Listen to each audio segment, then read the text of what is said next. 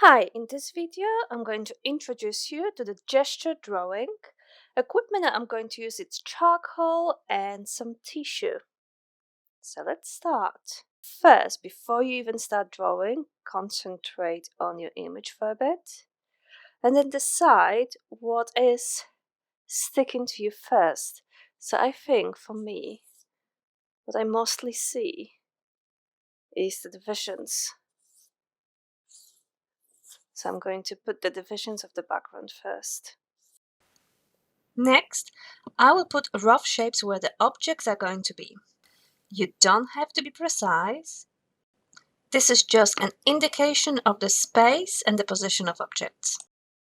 Concentrate at looking on your still life and be very loose and just indicative of where your objects are. With a gesture drawing, you might need to repeat your initial positions a few times. If you're working with a charcoal, you can simply grab a tissue and wipe it down and then start again.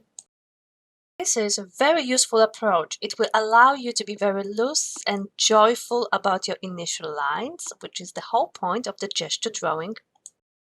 Your initial lines should be very light, so you can correct yourself as you go. But remember, you're trying to give an impression of your objects. You don't have to be 100% precise. You're trying to show energy in your drawing, and that's the most important part. If you're happy with your positioning of the objects, you can go ahead and draw a bit darker. Remember to stop and look on your objects continuously and correct yourself, but try to maintain the momentum. You don't want to work very slowly because that will not convey the energy. Build your lines quickly.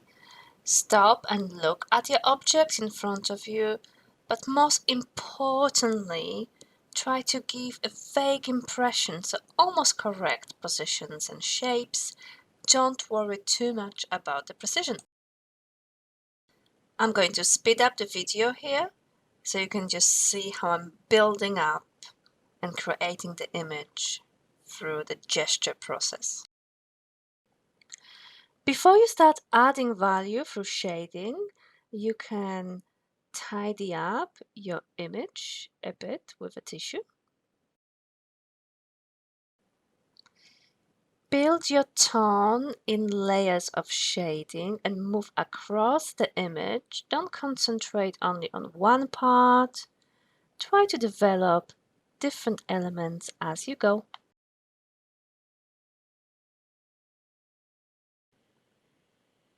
Remember to fill in foreground and background. You can use the side of your charcoal to speed up the process.